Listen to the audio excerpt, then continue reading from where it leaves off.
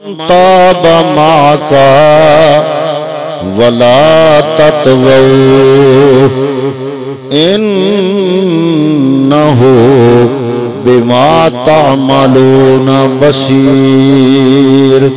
सदक़ल्लाहु मौलाना अज़ीम व सदक़ रसूलुहु नबियुल करीम व नहनु अला ज़ालिका लमिनश शाहिदीन व शाकिरीन वल्हम्दुलिल्लाहि रब्बिल आलमीन। इंतहाई काबिल कदर काबिल इज़्ज़त हज़रत अल्लामा मौलाना मोहम्मद इशफाक अहमद साहिब ज़ीदा इल्मुकुम फ़ज़लुकुम काबिल कदर काबिल इज़्ज़त मेहमानान गिरामी मुअज़्ज़ज़ीन इलाका और ज़िंदगी के तकरीबन तमाम शोबाजात से ताल्लुक़ रखने वाले इज़्ज़त व तकरीम के लायक हाज़रीन व सामाईन, हम सारे मुसलमान जिस महफ़िल पाक में हाजिर हैं, इसका मकसद हमारे मोहतरम जनाब ज़ैगम शहजाद साहिब, मोहतरम जनाब तनवीर अहमद साहिब, उनके वालिद मोहतरम मोहम्मद नज़ीर बरियार मरहूम मग़फ़ूर, उनके इसाले सवाब के लिए कुल शरीफ की इस महफ़िल पाक में हाजिर हैं। दुआ करते हैं कि रब्बुल इज़्ज़त मरहूम की बख्शिश व मग़फ़िरत फरमाए। इंसान होने के नाते इंसानी कमजोरियां, बशर होने के नाते बशरी कोताहियां जो हर बंदे से सरजद होना मुमकिन है, अल्लाह ताला मरहूम से दरगुजर करते हुए मरहूम की नेकियों को कबूल करके कामिल बख्शिश व मग़फ़िरत फरमाकर रब्बुल इज़्ज़त मरहूम को अपनी जवारे रहमत में जगह अता फरमाए। और जब से मरहूम का इंतकाल हुआ उस वक़्त से लेकर अब तक मरहूम की नीयत रख के जिन दोस्तों, भाइयों, बुजुर्गों, माओ, बहनों, बच्चियों, बेटियों ने जो भी जिक्र अज़कार किया, तिलावत कलाम पाक की और आदो वज़ाइफ पढ़े, अल्लाह रब्बुल आलमीन उस सारी पढ़ाई का सदका, फातिहानी का सदका, हम जितने मुसलमान सुबह से लेकर अब तक यहाँ बैठ के पढ़ रहे हैं, सुन रहे हैं, इस सारे महफ़िल पाक जिक्र अज़कार का सदका अल्लाह रब्बुल आलमीन मरहूम के दराजात बुलंद फरमाए। मरहूम के जो बेटे हैं ज़ैगम शहजाद साहिब, मोहतरम जनाब तनवीर अहमद साहिब और दीगर जो अहले खाना है, अल्लाह ताला उनको मरहूम की इस जुदाई पर सब्र और सब्र पर अज़ीम अजर अता फरमाए। मैंने आपकी खिदमत में जो मुख्तसर सी गुफ्तगू पेश करनी है उसको सरनामा कलाम दिया कुरान मजीद की एक आया मुबारका से, जो कुरान पाक की आया तैयबा आपके सामने तिलावत करने की सआदत हासिल की। सूरह हूद है, सूरह हूद की आयत नंबर 112 है।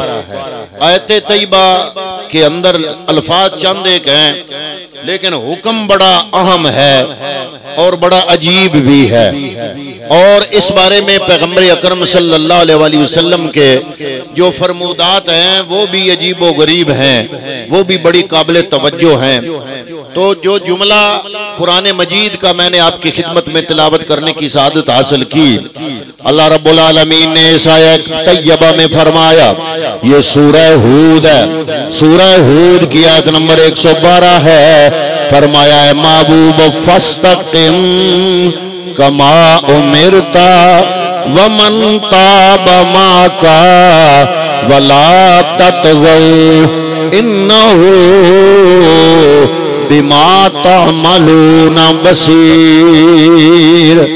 अल्लाह रब्बुल आलमीन अपने महबूब को मुखातब करके फरमा रहा है, फरमाया फस्तक़िम कमा उमिरता, ए महबूब मुस्तकीम हो जा, ए महबूब मुस्तकीम हो जा, कमा उमिरता, जैसे तुम्हें हुक्म दिया गया है। हज़रात मोहतरम, ये क्या बात है, क्या जुमला है। आपने और मैंने कितनी मर्तबा इस किस्म के जुमले सुने, लेकिन पैगम्बर अकरम का इरशाद पाक मुलाहिज़ा फरमाइए। एक दफा हजूर नबी करीम जलवा फरोज हैं, चंद बाल दाढ़ी के और सर मुबारक के सफेद देखे सहाबा किराम ने हाथ जोड़े अर्ज किया, या रसूल अल्लाह, इन चंद दिनों में आप पर हम देख रहे हैं बुढ़ापे का असर ज्यादा महसूस हो रहा है, वजह क्या है? मेरे नबी रहमत सल्लल्लाहु अलैहि वसल्लम ने फरमाया, ए मेरे गुलामों, ए मेरे सहाबा, जो बात तुमने किया वो बात दुरुस्त है, मुझे सूरह हूद की इस आयत ने बूढ़ा कर दिया है। बड़ा अजीब जुमला, हमें तो बूढ़े करते हैं गम, मौलवी जी मेरी इतनी उम्र तो कोई नहीं, गम बड़े थे बूढ़ा हो गया, परेशानियां बड़ी थी बूढ़ा हो गया, बोझ बड़े कंधों पे आ गए बूढ़ा हो गया, गम बड़े थे, झगड़े बड़े थे, लड़ाइयां सोचें बड़ी थी, परेशानियां बेशुमार थी, मैं बूढ़ा हो गया। मैं सहाबा किराम ने मेरे नबी से पूछा, पैगंबर अकरम से सवाल किया, या रसूल अल्लाह आपकी जो जाहिरी उम्र है वो तो इतनी नहीं है, चंद दिनों में हम देख रहे हैं आप पे बुढ़ापे के आसार महसूस हो रहे हैं, ये क्या वजह बनी? मेरे पैगंबर ने इरशाद फरमाया, ऐ मेरे गुलामों मुझे सूरह हूद की आयत नंबर 112 ये इस जैसी आयतों ने मुझे बूढ़ा कर दिया है। अब आओ जरा तर्जमा देखो, तवज्जो फरमाओ, तर्जमा तो मैंने पहले भी अर्ज किया, लेकिन ये अब नए सिरे से तवज्जो फरमाओ कि क्यों मेरे नबी को इस आयत ने बूढ़ा कर दिया। अल्लाह ने फरमाया क्या है इसमें? फरमाया फस्तकिम फस्तकिम कमा उमिरता, ऐ महबूब सीधा हो जा, मुस्तकीम हो जा, जैसे तुम्हें हुक्म दिया गया है। अब सहाबा किराम उलमाए मुफस्सिरीन फरमाते हैं, अगर सिर्फ लफ्ज होता फस्तकिम सीधा हो जा, फिर बूढ़े होने वाली बात कोई नहीं थी। जितना बंदा अपने अंदर वसत रखता है, तौफीक रखता है, हिम्मत रखता है, हौसला रखता है, जितनी सोच रखता है, जितनी समझ रखता है, जितना शऊर रखता है, उसके मुताबिक ही बंदा जो है वो मुकल्लफ है, और उसी के मुताबिक उसने अपनी हिम्मत के मुताबिक, हालात के मुताबिक, तौफीक के मुताबिक उसने सीधा होना है। लेकिन मेरे नबी को पहले लफ्ज ने नहीं, दूसरे लफ्ज ने बूढ़ा कर दिया। वो कौन सा लफ्ज है? फरमाया, रब ने निरा इतना नहीं फरमाया फस्तकिम, ऐ नबी सीधा हो जा। अगर सिर्फ इतना जुमला होता, नबी को पता था कि मैंने अपनी हिम्मत तौफीक के मुताबिक मैंने सीधा होना है, इसमें परेशानी वाली बात नहीं थी। उलमाए मुफस्सिरीन फरमाते हैं असल परेशानी दूसरे लफ्ज की थी। अल्लाह ने फरमाया फस्तकिम कमा उमिरता, ऐसे ऐसे हो जा जैसे मैं रब ने तुम्हें हुक्म दिया है। अब अल्लाह की खुशनुदी कैसे है, किस हद तक है, कहां तक सीधा हो जाए कि रब खुश हो जाता है। हज़रात मोहतरम, अब ये चीज यही देखनी है आज की गुफ्तगू में, आज की महफिल में मेरा उन्वान यही है। तो इसको देखने के लिए सबसे पहले तो आपको देखना पड़ेगा कि फस्तकिम का मतलब क्या है। फस्तकिम का मतलब है कि एक रास्ता सीधा खत आप खींच लें, छड़ी से खत खींच लें जमीन पर सीधा, उस तो कहते हैं खते मुस्तकीम। अब उस खते मुस्तकीम पे पहला कदम रखें, जितने तक वो सीधा खत, सीधी लाइन आपने खींची है, ना दाएं देखें ना बाएं देखें, ना दाएं तरफ तवज्जो ना बाएं तरफ तवज्जो, सीधा उस रास्ते पर आप चलते रहे। इसको कहते हैं इस्तिकामत। इस्तिकामत का माना है कि खते मुस्तकीम, जिसमें ना दाएं तवज्जो ना बाएं इल्तफात हो, और मुतलकन उसमें कजी और टेढ़ापन ना हो। जो अल्लाह ने हुक्म दिया काम शरीयत का, उसके मुताबिक हो बहु अमल हो, ना किसी किस्म की ज्यादती हो, ना किसी किस्म की कमी हो। अल्लाह ने जो अहकाम दिए शरीयत के, ना ज्यादती हो ना कमी हो, सही सही जो रब ने इरशाद फरमा दिया उसके मुताबिक बंदे की जिंदगी हो जाए, इसको कहते हैं इस्तिकामत। क्या कहते हैं इसको? बोलिए, इसको क्या कहते हैं? इस्तिकामत। अब आगे इस्तिकामत की दो किस्में हैं।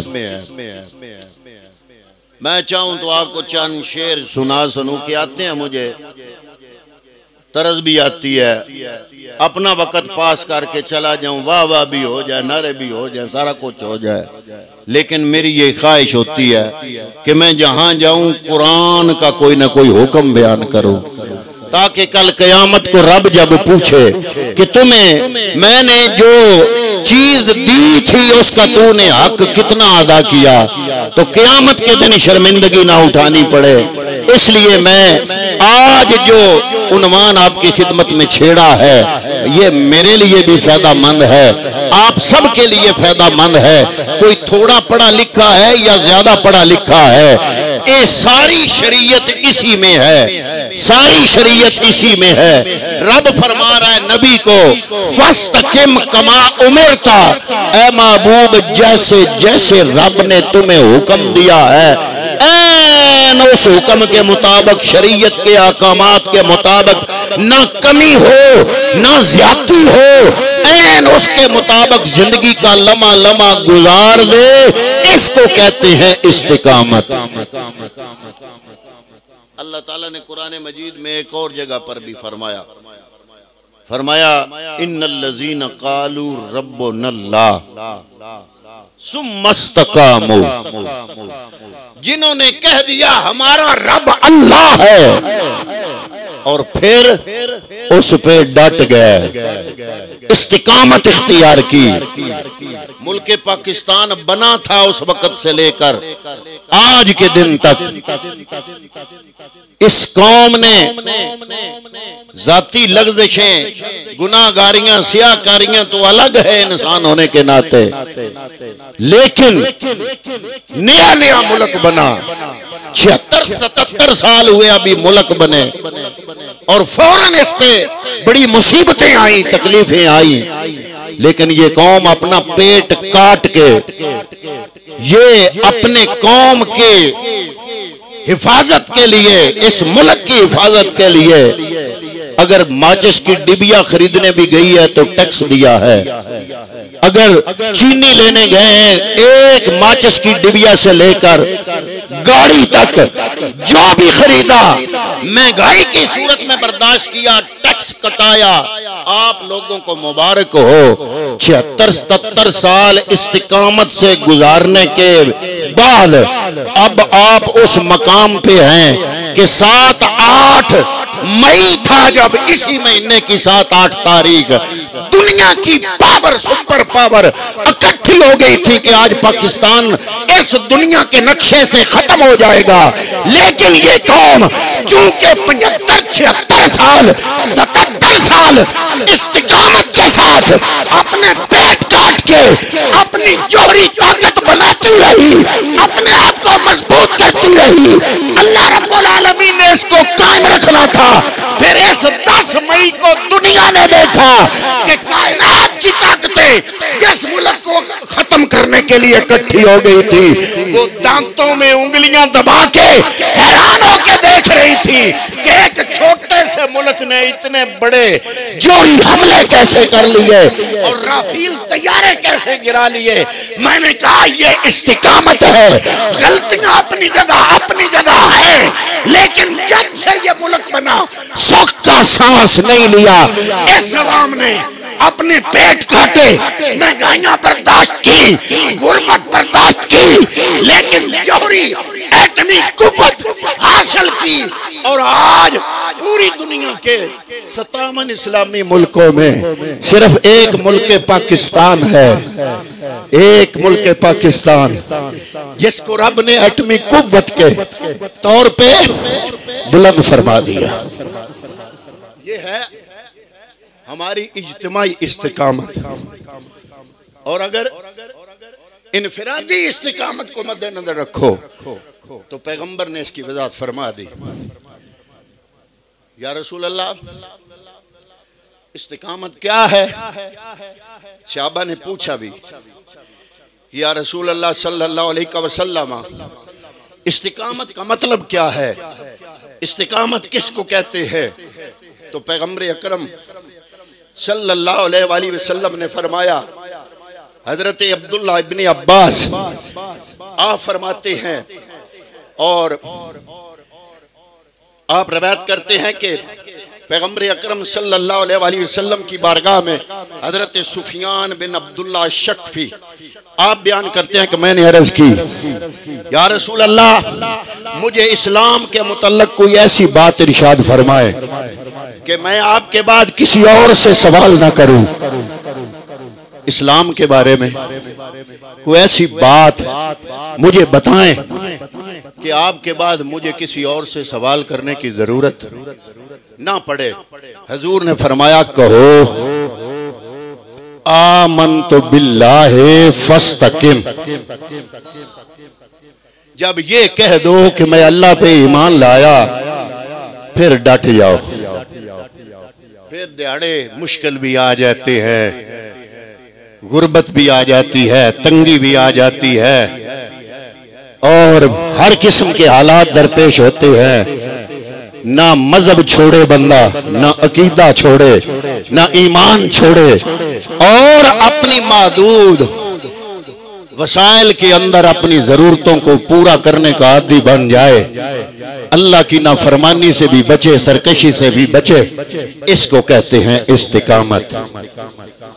और अल्लाह ने कुरान मजीद में फरमाया इन्नल्लज़ीना क़ालू रब्बुनल्लाह, जिन्होंने कह दिया हमारा रब अल्लाह है और फिर उस पे इस्तिकामत सुम्मस्तकामू, फिर उस पे इस्तिकामत इख्तियार की, उस पे डट गए तो क्या हुआ?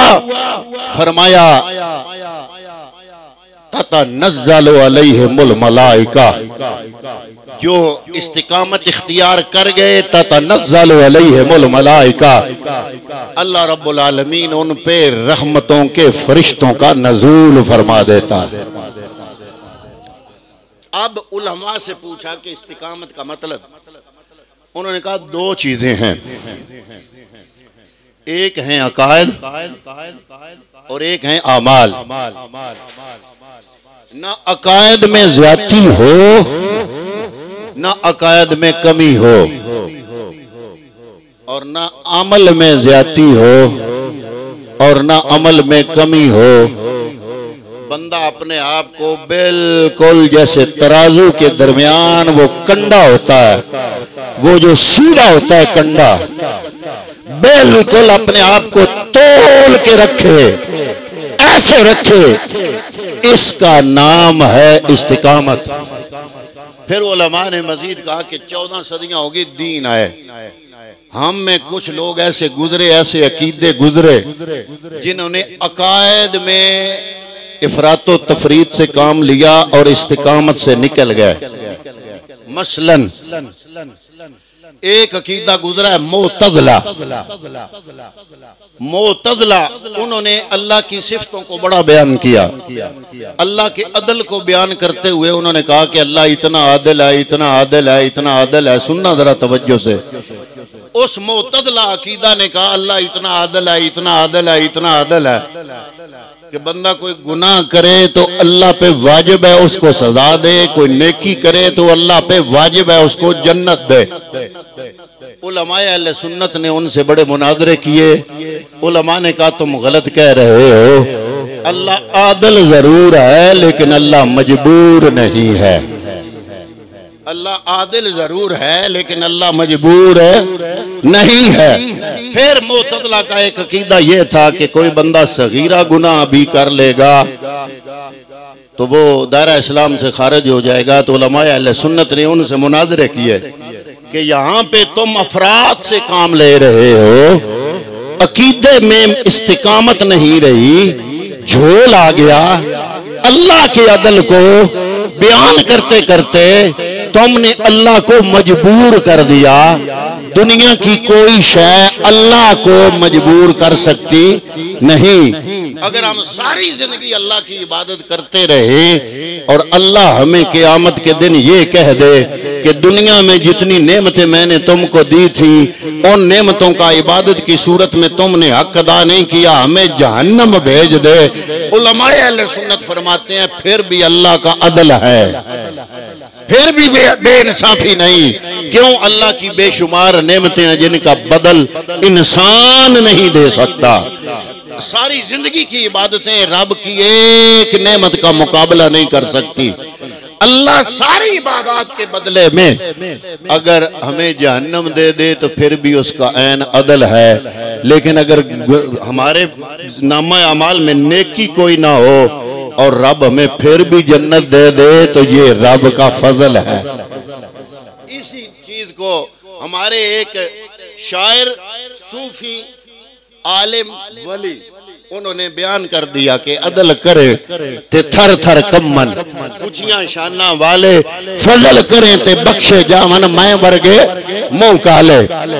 कुछ ये तो था मुअतज़िला का अकीदा। मुअतज़िला का अकीदा अब खत्म हो गया, दुनिया में नहीं। अहले सुन्नत से मुनाज़रे करते रहे, वो अहले सुन्नत से उनके उलमा मुनाज़रे करते रहे। अब इस वक्त मुअतज़िला का कोई अकीदा दुनिया में नहीं है।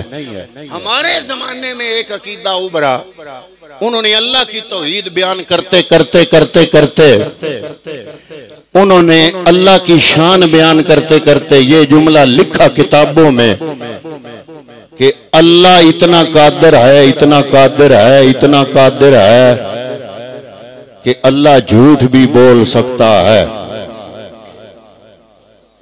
वो अकीदा हम में मौजूद है, हमारे जमाने में वो अकीदा है। मौलाना रशीद अहमद गंगोई देवबंद के बहुत बड़े आलिम हैं, उनकी किताब है फतावा रशीदिया मेरे पास पड़ी है। उन्होंने उसमें लिखा है कि अल्लाह अगर ये कहें कि झूठ नहीं बोल सकता तो गोया अल्लाह को हम मजबूर बना रहे हैं। अब ये इस्तिकामत नहीं, उन्होंने अकीदे में इफरात किया तो इस्तिकामत से निकल गए।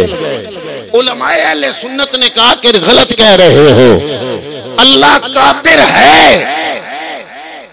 उन्होंने कहा कादिर है तो फिर ये भी कहो कि अल्लाह झूठ बोल सकता है, कि अगर ये कहें कि अल्लाह झूठ नहीं बोल सकता तो अल्लाह का कादिर होना साबित नहीं होता। तो उलमाए अहले सुन्नत ने कहा नहीं, अल्लाह का कादिर होना भी साबित होता है। आओ तुम्हें समझाते हैं। अल्लाह का कादिर होना तब खत्म होगा जब अल्लाह एक काम चाह के भी ना कर सके। एक होता है मशीयत, मैं एक काम चाहूं और ना कर सकूं। फिर मेरी कुदरत पे हरफ है, अल्लाह की कुदरत पे हरफ तब आएगा जब अल्लाह चाहेगा कि झूठ बोले। हमारे नजदीक झूठ बोलना या कोई भी दुनिया का बुरा काम अल्लाह की मशीयत में ही नहीं है। आप बात नहीं समझे, को दो चार समझे होंगे जो समझदार हैं। भाई अल्लाह का कादिर होना इस पे हरफ तब आता है जब अल्लाह एक काम चाहे और ना कर सके। और झूठ बोलना और बुरा काम करना अल्लाह चाहता ही नहीं, लिहाजा अल्लाह के कादिर होने में कोई हरफ नहीं आएगा, कोई फर्क नहीं पड़ेगा। क्यों? इसलिए कि अल्लाह सादिक है। अल्लाह कौन है? बोलिए, सारे बोलिए, अल्लाह कौन है? अल्लाह सादिक है। सादिक का माना है सच बोलने वाला। तो जो एक मर्तबा भी झूठ बोल ले वो सादिक नहीं बन सकता। और अल्लाह की सिफ्त, जैसे रब की जात में जवाल नहीं है, ऐसे अल्लाह की सिफ्तों में भी जवाल नहीं है। अल्लाह की सिफ्तों में एक सिफ्त है सादिक होना। अगर वो झूठ बोलेगा तो वो सादिक नहीं रहेगा। इसलिए अल्लाह सादिक भी है, अल्लाह कादिर भी है। और कोई बुरा काम इसलिए नहीं करता कि रब की मशीयत में ही वो नहीं है। कुदरत पे हरफ तब आता कि रब चाहता और ना कर सकता। झूठ बोलना और बुरा काम करना रब चाहता ही नहीं, चाहेगा तो करेगा ना। तो इसलिए अल्लाह का कादिर होना भी साबित होता है और अल्लाह का सादिक होना भी साबित होता है। इसमें कोई हरज नहीं है। अगर इस पे रहे तो अकीदे में मुस्तकीम है। अब उसके बाद कुछ लोग अल्लाह और अल्लाह के रसूल के बाद ईमान की सलामती के लिए मैं बड़ी तेजी से अर्ज कर रहा हूँ, अहले बैत की मोहब्बत बड़ी जरूरी है। अहले बैत की मोहब्बत बड़ी, ईमान तब रहता है अहले बैत की मोहब्बत हो। अहले बैत की मोहब्बत ना हो तो ईमान सलामत नहीं रहता। लेकिन कुछ लोग इसमें अफरात कर गए, उन्होंने इतना गलब किया कि कभी अली को नबी से बढ़ाया, कभी आइमा को नबियों से बढ़ाया, कभी सहाबा किराम पे तबर्रा और उनको बुरा भला कहना, इसको अहले बैत की मोहब्बत का नाम दिया, तो ये अकीदे में इस्तिकामत से निकल गए, अकीदे में मुस्तकीम ना रहे। इसी तरह एक तबका पिछली सदी में पैदा हुआ, उन्होंने कहा कुरान बड़ी शय, बस कुरान कुरान। अब कुरान की इत्तिबा तो अच्छी चीज थी, लेकिन वो इतना आगे बढ़ गए कि उन्होंने कहा कि बस कुरान कुरान के बदले हदीस शय ही कोई नहीं। तो उन्होंने इसमें अफराद से काम लिया, तो अकीदे में इस्तिकामत से वो निकल गए। ये चकड़ालवी वगैरह और ये जितने भी अहले कुरान अपने आप को कहते हैं, वो लोग जो हैं वो इस्तिकामत से निकल गए। इसी तरह नासबी, जिन्होंने मौला अली को गालियां दी स्टेजों पे बैठ के, तो वो नासबी थे, वो भी अकीदे में इस्तिकामत से निकल गए। इसी तरह खारजी, जैसे उन्होंने मौला अली को गालियां दी, ऐसे सहाबा को बुरा कहा, इस्तिकामत से, अकीदे के अंदर इस्तिकामत से वो निकल गए। ये था अकायद में मुस्तकीम होना। अकायद के बाद आता है अमल में मुस्तकीम होना, कि जो चीजें रब ने फर्ज करार दी हैं उन पे बंदा कर बंद रहे और दुनिया के सारे उमूर सारा अंजाम दे। अगर बंदा इतने नफलों में मसरूफ हो जाए कि औलाद से भी जाए, वालिदैन से भी जाए, बीवी से भी जाए, तो ये इबादत में इफरात है। और वो बंदा फिर भी अमल में इस्तिकामत से निकल गया। और अगर बंदा अपनी दुनिया में, बच्चों में, बीवी में इस कदर डूब जाए कि रब ने जो जिंदगी में फर्ज ऐद किए हैं वो 5 वक्त के फर्जों में से कोई फर्ज भी ना पड़े, साल के अंदर 1 महीने के रोजे फर्ज हैं, रमजान के रोजे ना रखे, और इसी तरह साल गुजरने के बाद अपने माल में से ज़कात है, साहिब निसाब होकर ज़कात और उशर भी ना दे, तो गोया कि वो अमल में तफरीत का कायल हुआ। तो अमल में इफरात हो तब भी इस्तिकामत से निकल गया, अमल में तफरीत हो तब भी इस्तिकामत से निकल गया। अगर इतने फर्जी रोजे रखने, नफली रोजे रखने शुरू कर दे, पैगंबर अकरम की बारगाह में एक सहाबी आया, हजूर ने पूछा बड़े कमजोर हो रहे हो, अर्ज किया या रसूल अल्लाह मैं 100 विसाल रखता हूँ, मुसलसल रोजे। फरमाया नहीं, अल्लाह ने तुम्हारे बच्चों का भी तुम पे हक रखा है, बीवी का भी तुम पे हक रखा है, औलाद का भी तुम पे हक रखा है, तुम्हारी अपनी जान का भी तुम पे हक रखा है। अपनी जान का हक भी पूरा करो और इबादत भी करो। इतना इबादत में बढ़ जाना कि अपने आप को मुश्किल में डाल देना, बच्चों से गाफिल हो जाना, अपने घर के फराइज से गाफिल हो जाना, और हर वक्त तस्बीह लेके कोने में बैठ जाना कि मैं अल्लाह अल्लाह कर रहा हूँ, ये इबादत में तफरीत है। ये बंदा भी इस्तिकामत से निकल जाएगा। क्यों? इसलिए कि तारिकुद दुनिया होना इस्लाम के अंदर बाइस तारीफ नहीं है। तारिकुद दुनिया होना ये क्या है? रहबानियत, और रहबानियत ईसाइयत के अंदर है, इस्लाम में रहबानियत नहीं है। यही वजह है कि चारों सलासल जिस हस्ती से फैज लेते हैं उसका नाम है शेख अब्दुल कादिर जिलानी रज़ी अल्लाह ताला अन्हो। आपने 4 शादियां की, 23 बेटे थे, 22 बेटियां थी, इतनी बड़ी औलाद थी, घर के मामलात थे। आप तारिकुद दुनिया नहीं हुए, दुनिया को भी कायम रखा, इबादत को भी कायम रखा, ना उधर ज्यादा झुकाव किया ना इधर ज्यादा झुकाव किया। पता क्या चला कि बंदा मुस्तहबात और नवाफल अदा ना भी करे, सिर्फ फर्ज पढ़ता रहे, अपने फराज अदा करे, 5 वक्त की नमाज, पूरे साल में 1 महीने के रोजे, पूरे साल में 1 बार ज़कात, पूरी जिंदगी में 1 मर्तबा का हज, और उसके बाद अपने दुनियावी फराज सर अंजाम दे, तो वो बंदा वो है जो इस्तिकामत के साथ अपनी जिंदगी गुजार रहा है। उसके बारे में पैगंबर अकरम सल्लल्लाहु अलैहि वसल्लम ने फरमाया कि उस बंदे ने दीन इस्लाम का हक अदा कर दिया कि उसने अपने रब को भी राजी रखा और अपने दुनियावी हुकूक हकूकुल इबाद को भी पूरा करने की कोशिश की। तो हजरात मोहतरम, इस्तिकामत की बात अर्ज कर रहा हूँ कि इस्तिकामत का क्या मतलब है। ना दाएं झुकना ना बाएं झुकना, अपना एक माटो सामने रखकर उस पर अमल करते चले जाना, शरीयत के मुताबिक अमल करना। इसकी दो किस्में हैं, एक अकायद में इस्तिकामत होना, एक अमल में इस्तिकामत होना।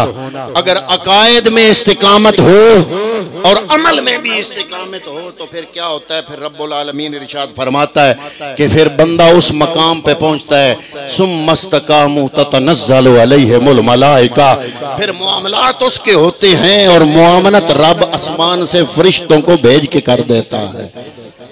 उसके सारे मामलात के मुहाफिज खुद फरिश्ते होते हैं। इसलिए हुजूर ज़ियाउल उम्मत जस्टिस पीर मोहम्मद करम शाह अलज़हरी रहमतुल्लाह ताला अलैह, आपने कमाल का एक जुमला लिखा इसी आया तैयबा के तहत। आप फरमाते हैं एक होती है इस्तिकामत, एक होती है करामत। एक होती है इस्तिकामत और एक होती है करामत। हमारे लोग के ये समझते हैं कि करामत का बड़ा मकाम है, लेकिन हुजूर ज़ियाउल उम्मत ने लिखा कि अल इस्तिकामतो फौकुल करामत, करामत को बड़ा दर्जा दिया जाता है, लेकिन फरमाते हैं इस्तिकामत करामत से अफजल है। क्यों? इसलिए कि उलमा औलिया, उलमाए तसव्वुफ, उलमाए रूहानियत जिनको कहते हैं, वो उनसे पूछा गया कि इस्तिकामत की निशानी क्या है। वो फरमाते हैं कि बंदा अपने आप को इस कदर राह रास्त पे रखे और इतनी कोशिश करे कि उसके औसाफ में, उसकी इबादात में, उसके अकायद में, उसके आमाल में ना इफरात हो ना तफरीत हो, तो वो बंदा मंजिल तक पहुंचता है।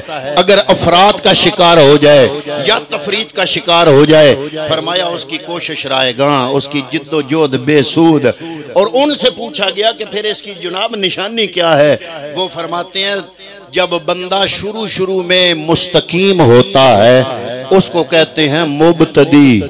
फिर कुछ अरसा जब अपने 5 वक्त की नमाज, फर्ज, रमजान के रोजे और हर साल की ज़कात अदा करने का पाबंद हो जाता है, कुछ वक्त ऐसे गुजारता है, फिर वो मुबतदी नहीं रहता, वो होता है मुतवस्सत। फिर वो मुतवस्सत के दर्जे पे आता है। और जब अगले भी 5, 7 साल, 10 साल मुतवस्सत के तबके पे गुजारता है इस अमल पे, तो फिर वो मुतवस्सत नहीं रहता, फिर वो बन जाता है मुंतही। उनसे पूछा गया जनाब निशानी क्या है, तो उन्होंने फरमाया कि जनाब मुबतदी की इस्तिकामत की अलामत ये है कि जो बंदा मुबतदी है, 5 वक्त की नमाज शुरू की है, रमजान के रोजे रखे हैं, 1 साल की ज़कात अदा की है, ये है उसकी इब्तिदा।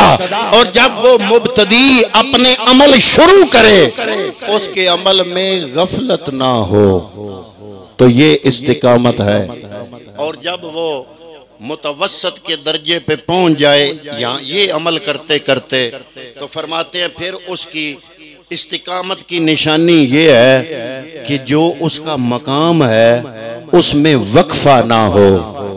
यानी 10 साल हो गया उसको ज़कात देते, हर साल रमजान के रोजे रखते, 5 वक्त की नमाज पढ़ते, तो वो मुबतदी नहीं रहा, वो मुतवस्सत बन गया।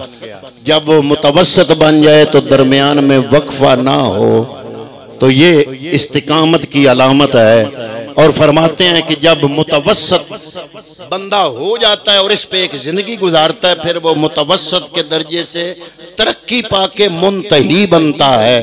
और मुंतही की इस्तिकामत की अलामत ये है कि उसके मुशाहिदात में हिजाब ना आए। जब बंदा मुंतही बनता है तो वो जो कुछ उसकी आंखें देखती हैं अल्लाह की कुदरतों में से, उसके मुशाहिदात में हिजाब ना आए, तो इसको कहते हैं कि बंदा इस्तिकामत पे है। इसलिए हुजूर ज़ियाउल उम्मत जस्टिस पीर मोहम्मद करम शाह अलज़हरी रहमतुल्लाह ताला अलैह, आपने इरशाद फरमाया कि लोगों अल इस्तिकामत फौकुल करामत, इस्तिकामत करामत से अफजल है।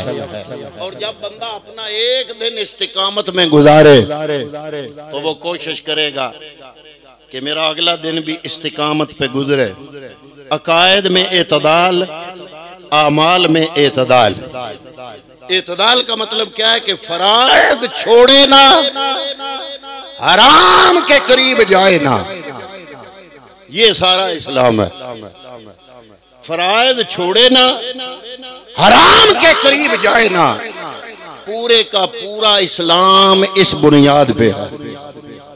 तो फरमाया जब ऐसे जिंदगी गुजारेगा तो उसका एक एक दिन, मौला अली फरमाते हैं, मौला अली का कौल है, फरमाते हैं जो दिन बंदे की जिंदगी में आता है, आते ही वो दिन बंदे को मुखातब करता है, ए इब्ने आदम, मैं तेरी जिंदगी में आया हूं, कयामत तक दोबारा नहीं आऊंगा।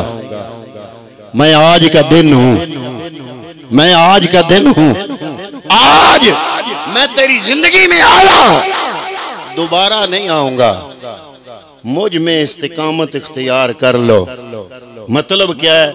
कोई फर्ज न छोड़ना और हराम का इर्तिकाब न करना। तो क्या होगा? ये दिन जब गुजर जाएगा, कल का दिन आएगा, आज का दिन माजी बन जाएगा।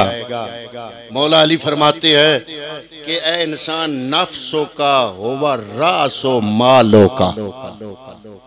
फरमाते हैं कि तेरे पास अगर कोई दौलत है तो एक सांस है। पूछा गया अली कैसे? फरमाया सांस हैं तीन। एक वो जो अभी अभी तूने लिया, वो बन गया माजी, उस पे तेरा इख्तियार नहीं। और जो अब ले रहा है, इस पे तेरा इख्तियार है, इसका तू मालिक है। और इसके बाद जो लेगा, उस पे भी तेरा इख्तियार नहीं, आए या ना आए। फरमाया तीन सांस हैं, एक सांस गुजर गया, उस पे भी तेरा इख्तियार नहीं, वो माजी है। एक आने वाला है, उस पे भी तेरा इख्तियार नहीं, वो मुस्तकबिल है। ए इंसान, ए इब्ने आदम, अगर चाहते हो कि माजी अच्छा हो तो हाल अच्छा बना लो। जो सांस गुजर रहा है, अगर ये तेरा अच्छा गुजरा तो चंद सांस मिल के तेरा माजी बनते जाएंगे। फिर बाद में तुझे फख्र होगा कि मेरा माजी बेदाग है। बेदाग तब होगा जब मौजूदा सांस जो तेरे कब्जे में है, उसको तू अपनी मर्जी से नहीं, मालिक कायनात की मर्जी से गुजारेगा। तो फिर क्या होगा?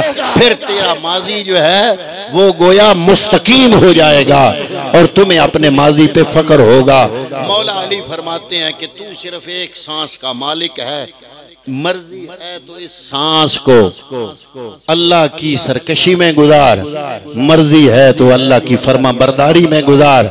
अगर इस सांस को अल्लाह की फर्मा बरदारी में गुजारेगा तो रब लिख देगा कि ये बंदे वो हैं कि जिन्होंने इस्तिकामत से जिंदगी गुजारी और आज के बाद इन पर रहमतों के फरिश्तों का नजूल होगा। हजरात मोहतरम, इसका मतलब है इस्तिकामत। इस्तिकामत क्या है? अकीदे में भी एतदाल हो, अमल में भी एतदाल हो, फराइज हमसे छूटे ना, हराम का इर्तिकाब हो ना, ये सारे का सारा इस्लाम है। और सारे का सारा इस्लाम इस्तिकामत पे कायम है। दुआ करते हैं कि अल्लाह ताला हम सब को इस्तिकामत समझने और इस्तिकामत के मुताबिक जिंदगी गुजारने की तौफीक अता फरमाए। आमीन। अल्लाह ताला